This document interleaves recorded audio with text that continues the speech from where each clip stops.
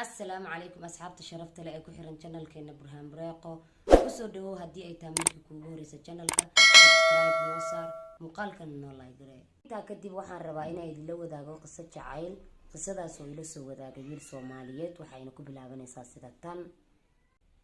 waxaan ahay wiil 25 jir ah waxaan la noolahay waalidkay waxaana ka shaqeeyaa isbitaal waxaan isku baranay gabar Soomaaliyeed isbitaalka dhexdiisa muddo markaan wada soconay waxaan ku heshiinay guur waxaan u bandhigay arrinteeni hooyaday waxayna i weydiisay gabadha ma taqaana cideeda Soomaalida waxa uu caado ah in ay ishaybsadaan marka ay isguursanayaan inta kadib waxaan ku noqday gabadhii oo aan soo weydiiyay cideeda waxayna ii sheegtay in ay tahay dadka la qaybsooco aniga markaas waxba uma arag balse hooyaday ayaa ula noqday arrintii markaan u sheegay arrintii hooyaday waxa ay ku noqotay shock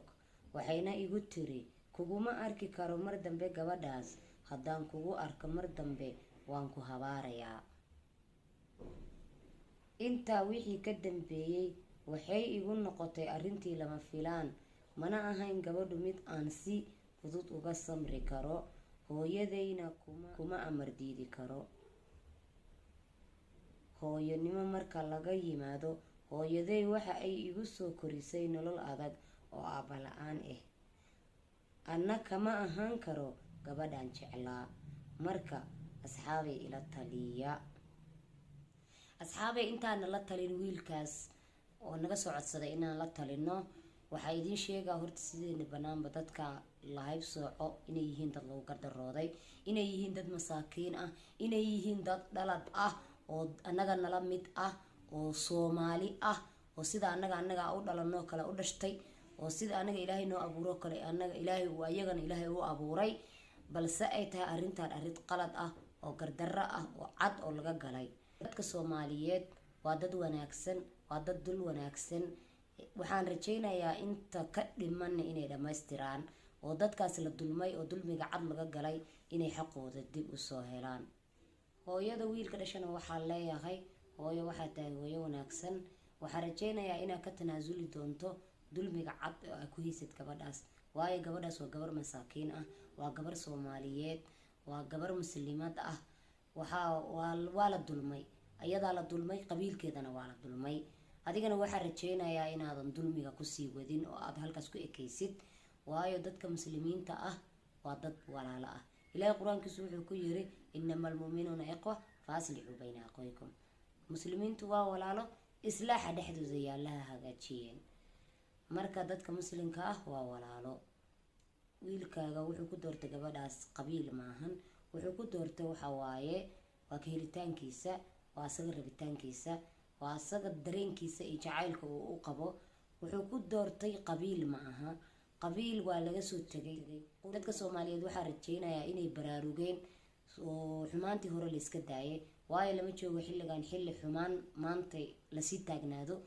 waxay la taagan yahay xilligii xumaanta laga gudbi lahaa wiilka Soomaaliyeed oo gabadhaas jeclaaday oo hooyadiis iyo gabadhu jecel yahay u dhaxeeya waxaan leeyahay wiilka Soomaaliyeed oo hooyada macaan iska sirsiro la heshiiyay ka dhaadhacsi inay yihiin waxaan qabiilkan Ilaahay inuu u abuuray in la isku garto kaliya litacaarafu in loo abuuray oo loo abuurin in la isku faquuqo in la isku naco in la isku xumeeyo gabadha aad jeceshahan hooyada ku qanci waayo habaarka waalidku uu adag yahay habaarka waalidku hadduu kugu dhaco waliga Allaha ma liibaanaysid waa dareemi karaa waxa tahay qof wax jecel qofku wax jecel yahana xataa hadduu darbiyaha ma celiyo balse isku day inaa wanaag ku raadisid arrinkaaga oo Ilaahay subxaanahu wa ta'aala cabsidiisana aad la kaashatid markaas wax walba aad jeceshahay waa ku hagaagayaan wax walba hadaa Ilaahay isku xirto waa ku hagaagayaan marka Ilaahay isku xir hooyada qanci gabadha aad jeceshahana la tasho arrintaada waxa rajaynayaa inay ku hagaagto asxaabta qaaliga waxaan ka codsanayaa wiilkaas inay si wanaagsan ula soo taliyaan oo si akhlaaq ku jirta inay ula soo taliyaan waayo arrintiisa ma ahan arrin cayaar arrin storyana ma ahan waa arrin dhab oo jirto waa xaalad asaga hadda haysato waqti xaadirkan ay haysataa. marka asxaabta qaaliga waxaa idinka codsanayaa inaa wiilkaas si nadiif ah ula soo talisaan, si wanaag ku jiro ah ula soo talisaan. hooyadaasna inaa la soo talisaan maadaama ay arrintaasi ay arrin xun ay tahay, arrin in baahan in laga gudbo ay tahay. la soo taliya walaalayaal. muuqaalkana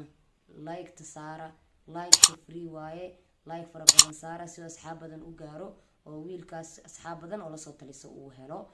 waa mahadsantihiin.